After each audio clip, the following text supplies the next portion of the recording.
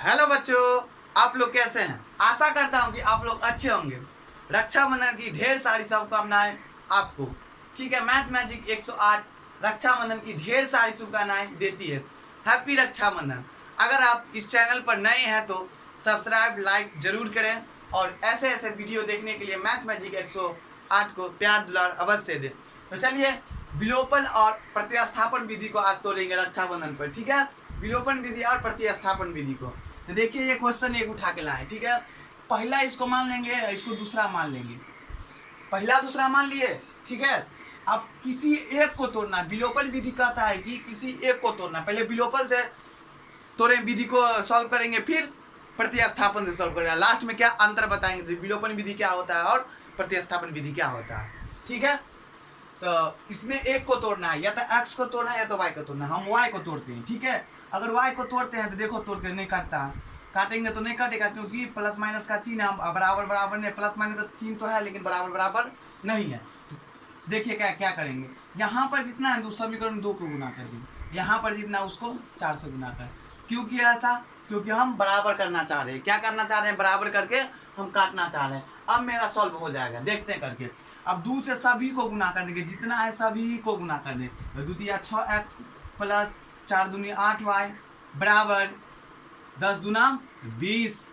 इसी तरह 4 दूना 8x माइनस 4 दूनी 8y बराबर 4 दूनी 8।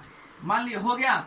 अब क्या करेंगे? काटेंगे। प्लस माइनस से तो कटेगा कटेगा ही। मान के चले 10 रुपया आप मेरे पास है, फिर 10 रुपया के जाके कुछ दुकान में खा लिए, तो कितना बचेगा? लड्डू।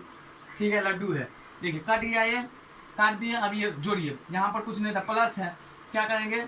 14 यानी कि 8 14, तो 14x बोले तो 20 8 28। x का मान निकालेंगे तो 28/14, तो बोले तो 2। इसीलिए x का मान कितना निकला?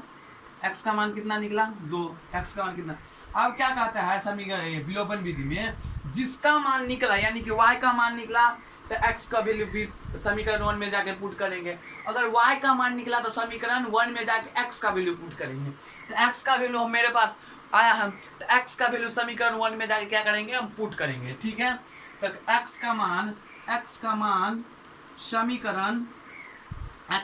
समीकरण 1 में रखने पर तो 1 में क्या है? समीकरण 1 को देखेंगे, क्या है 1 मेरा?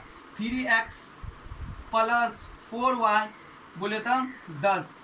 अब करेंगे। ठीक है, अब x जहाँ जहाँ है वहाँ क्या करेंगे? 2 पुट कर देंगे। 3 गुने 2 प्लस 4y बोले तो 10। अब द्वितीय 6 प्लस 4y बोले तो 10।